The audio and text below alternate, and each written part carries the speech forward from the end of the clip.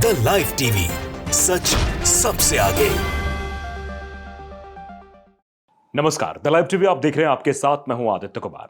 Hamas और Israel के बीच जारी संघर्ष में अब पुतिन का नाम भी आ गया है। रूस के राष्ट्रपति व्लादिमीर पुतिन कह रहे हैं कि मैं इंतजार कर रहा हूं मुस्लिम देश की तरफ से, तब जो कुछ आदेश आए, कुछ कहा जाए, उसके बाद वो भी इसमें कूद पड़े। देखिए, एक ट्वीट आया है RT उर्दू की तरफ से। उस ट्वीट पर मैं आपको दिखाना चाहूँ क्या कुछ कहा गया है। उस ट्वीट पर सीधे तौर पर लिखा है, पुतिन, हम इस्लामिक दुनिया के साथ सहयोग बढ़ाने को तैयार हैं। यानी पुतिन की तरफ से हरी झंडी दे दी गई है। और आप चाइना की गतिविधियों को भी देख रहे हैं, किस तरीके की गतिविधियां हो रही हैं। अमेरिका भी किस तरीके की तैयारियां कर रहा है। इससे आप अंदाजा जरूर लगा सकते हैं कि आने वाले वक्त में कुछ बहुत बड़ा होने वाला है। क्योंकि अगर इजराइल की बात करें, इजराइल पर चर्चा करें, फिर उसके बाद हम देखें किस तरीके से इजराइल के खिलाफ अब एक एक करके देश खड़े होते चले जा रहे हैं। और इजराइल के खिलाफ जो संगठन है वो भी खड़े हो रहे हैं। पहले हम हमास की बात करें, हमास तो पहले से ही लगातार अटैकिंग मोड में है। फिर उसके बाद हिजबुल्लाह की ताकत रोजाना बढ़ रही है। अब राष्ट्रपति पुतिन का यह कहना कि हम बिल्कुल तैयार हैं, हम मुस्लिम देशों के बस उसका इंतजार कर रहे हैं कि बस उधर से कुछ हो और इस्लामिक दुनिया के साथ हम सहयोग बढ़ाने के लिए तैयार। मतलब सहयोग बढ़ाने का सीधा सीधा मतलब ये हुआ कि हमास के साथ खड़े होना, सीधा सीधा मतलब हुआ हिजबुल्लाह के साथ खड़े होना और फिलिस्तीन के साथ खड़े होना। इस बात का जिक्र जो है पुतिन की तरफ से किया जा रहा है। एक चीज और जो काफी दिलचस्प देखने को मिली है वो ये कि अब आने वाले समय में और भी परिवर्तन देखने को फिलहाल मिल सकते हैं। ये ईरान ऑब्जर्वर की तरफ से एक ट्वीट आया है। ये ट्वीट जरा आप देखिए, इसमें क्या कुछ लिखा हुआ है कि just now Israel begins a military AI bad site is currently on fire after being targeted by Hezbollah। यानी इसका सीधा मतलब ये है कि बस अब हिजबुल्लाह द्वारा निशाना बनाए जाने के बाद इजरायली शासन की सैन्य अल बयाद साइट में फिलहाल आग लगी हुई है। तो हिजबुल्लाह लगातार इजरायली जगहों को निशाना बना रहा है। वो तस्वीर भी आप स्क्रीन पर देख सकते हैं, क्या मंजर है। लगातार हिजबुल्लाह की तरफ से कार्रवाई हो रही है। अमेरिका भी इस बारे में समझा रहा है इजरायल को कि लेबनान को लेकर आप जो स्थितियां पैदा कर रहे हैं ये भयावह हो सकती हैं, और वो भयावह होती दिखाई भी दे रही हैं। उनसे आप ये समझ सकते हैं कि आने वाले समय में किस तरीके की स्थितियां बनती हुई दिखाई देंगी। अब देखिए, NDTV का एक आर्टिकल है कि हमास और पुतिन दोनों पड़ोसी हैं और लोकतंत्र को नष्ट करना चाहते हैं। यह बात जो बाइडेन की तरफ से की गई है। जो बाइडेन भी अपने हथियार तैयार कर रहे हैं, लेकिन वो यमन की तरफ से हुए एक अटैकिंग मोड को लेकर काफी परेशान जरूर दिखाई दे रहे थे। बाइडेन ने एक टेलीविजन पर राष्ट्र के नाम संबोधन में कहा कि हमास और रूसी राष्ट्रपति व्लादिमीर पुतिन अलग अलग संघर्ष का प्रतिनिधित्व करते हैं, लेकिन वे इसे समान रूप से करते हैं। ये बात कही गई है। अब इसके बाद चर्चा शुरू हो गई। इसीलिए मुस्लिम समाज के साथ या मुस्लिम संगठन के साथ खड़े होने की बात पुतिन के द्वारा जरूर कह दी गई है। अमेरिकी राष्ट्रपति जो बाइडेन ने गुरुवार को ओवल ऑफिस से राष्ट्र के नाम एक भावपूर्ण संदेश में कहा कि हमास और रूस दोनों लोकतंत्रों को नष्ट करने पर तुले हुए हैं। AFP के अनुसार ओवल ऑफिस से बाइडेन ने यूक्रेन और इजराइल को महत्वपूर्ण अमेरिकी हित के रूप में सहायता देने का मामला भी उठाया है। बाइडेन ने प्राइम टाइम भाषण में कहा, हमास और रूसी राष्ट्रपति व्लादिमीर पुतिन अलग अलग संघर्ष का प्रतिनिधित्व करते हैं, लेकिन वे इसे समान रूप से करते हैं। वे दोनों पड़ोसी लोकतंत्र को पूरी तरह से नष्ट करना चाहते हैं। बाइडेन ने एक टेलीविजन पर राष्ट्र के नाम संबोधन में कहा, हम एक महान राष्ट्र के रूप में अपनी जिम्मेदारी के रास्ते में ओछी और भड़काऊ राजनीति होने नहीं दे सकते। हम हमास जैसे आतंकवादियों और पुतिन जैसे तानाशाहों को जीतने नहीं दे सकते और ना ही देंगे। मैं ऐसा होने देने से इनकार करता हूं। यह बात कही गई है।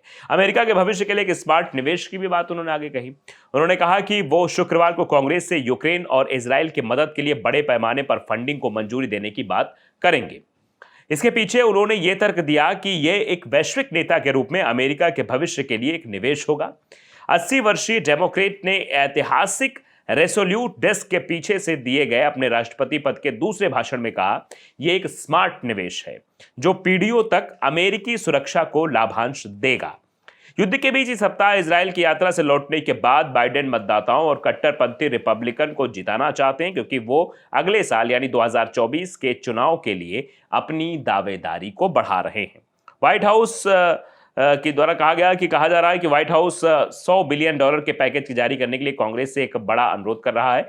हम इसमें हमास के साथ युद्ध में इजराइल के लिए फंडिंग और रूसी आक्रमण के खिलाफ यूक्रेन की लड़ाई के लिए फंडिंग भी शामिल होगी। तो आप इसे समझ सकते हैं कि रूस का जो है, अमेरिका जो है किस तरीके की बातें कर रहा है, तो इससे जो चीज़ें हैं वो ज़रूर बढ़ेंगी। अब देखिए क्या कुछ हो रहा है। दरअसल रसिया यूक्रेन वॉर के बीच पुतिन के चाइना दौरे से क्यों नाराज़ हुए, मतलब यूरोपियन कंट्रीज जो है उनकी नाराज़गी क्यों निकलकर सामने आई, ये भी चर्चा चल रही कि आखिरकार ऐसा क्यों होने वाला है, ये बात भी कही जा रही है। बाइडेन ने हमास और पुतिन को एक जैसा बताया। अब ये बवाल और आगे बढ़ रहा है।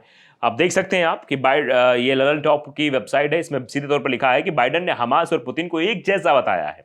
इससे आप अंदाजा लगा सकते हैं, और पुतिन की तरफ से सीधे तौर पे कह दिया है कि भैया हम देख रहे हैं चीजों को, हम समझ रहे हैं, हम बिल्कुल तैयार हैं। मतलब वो तैयार बैठे हुए, जैसे ही इशारा आता है इशारे पर काम शुरू हो जाएगा। अमेरिका के राष्ट्रपति जो बाइडेन ने हमास और रूस को एक जैसा बताया। उनका इजरायली दौरा समय से पहले खत्म हो गया। वापस अमेरिका पहुंचकर उन्होंने राष्ट्र के नाम जो संबोधन दिया उसमें यह बातें कही हैं। अपने पड़ोसी देशों को खत्म करना चाहते हैं। जो बाइडेन ने इजरायल और यूक्रेन की तुलना करते हुए कहा, इजरायल पर हुआ हमला यूक्रेन के लोगों पर करीब 20 महीनों से हो रहे युद्ध, त्रासदी और क्रूरता की याद दिलाता है। लोग पुतिन के चौतरफा हमले से बुरी तरह आहत हैं। हमास और पुतिन दोनों अलग अलग तरह के खतरे हैं, लेकिन उनके बीच एक बात समान है, वे दोनों अपने पड़ोसी लोकतंत्रों को पूरी तरह खत्म करना चाहते हैं। जो बाइडेन ने अपने संबोधन में आगे कहा कि इजरायल, यूक्रेन और बाकी देशों की मदद के लिए $100 बिलियन यानी करीब 8.31 लाख करोड़ रुपए की जरूरत है। उन्होंने आगे भी कहा कि अमेरिकी नेतृत्व की ही दुनिया को एक साथ जोड़कर रखता है। अमेरिका के सहयोगी ही हमें अमेरिका को सुरक्षित रखते हैं। अमेरिकी मूल्य ही हमें ऐसा साझेदार बनाते हैं जिसके साथ मिलकर बाकी देश काम करना चाहते हैं। हमास ने 7 अक्टूबर को अचानक इजरायल पर बड़ा हमला कर दिया था। जैसे आप सब लोग जानते हैं, हमास के लड़ाकों ने इजरायल के एक म्यूजिक फेस्टिवल में घुसकर लोगों पर गोलियां चलाई, कई लोगों को मार डाला और कई लोगों को बंधक बनाकर गाजा ले गए। इसके बाद इजरायल ने हमास के खिलाफ युद्ध छेड़ दिया। द गार्जियंस की एक रिपोर्ट के मुताबिक पिछले 13 दिनों से चल रहे इस युद्ध में दोनों तरफ से करीब 5185 जानें जा चुकी हैं।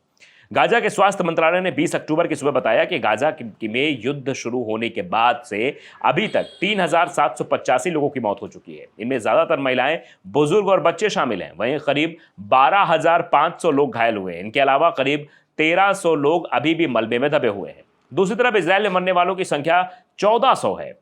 इसमें ज्यादातर नागरिक शामिल हैं। करीब 203 लोगों को बंधक भी बनाया गया है। इनके अलावा करीब 100 से 200 लोग लापता हैं। इजरायली सुरक्षा बलों यानी कि आईडीएफ के प्रवक्ता जॉनथन कॉनरिकस ने बताया कि हमें नहीं पता है कि वे जिंदा भी हैं या मर चुके हैं, और उनके शव इजरायल गाजा पट्टी में कहीं हमें दिखे नहीं। हमास या किसी और आतंकवादी संगठन के हाथों में है, या कहीं लावारिस पड़े हैं, या फिर उन्हें बंधक बना लिया गया है। यह भी अभी तक चर्चा का विषय बना हुआ है।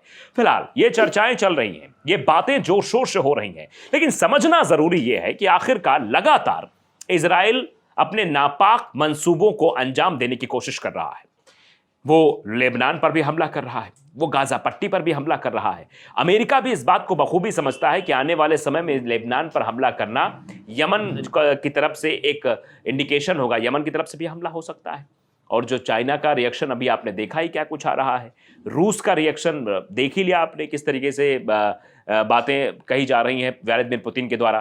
तो सब चीज़ें एक तरह से अगर देखी जाए तो वो फिलहाल इजराइल के खिलाफ जाती हुई दिखाई दे रही है। आने वाले समय में क्या होगा ये वक्त बताएगा, लेकिन फिलहाल अभी तो माहौल गर्म है।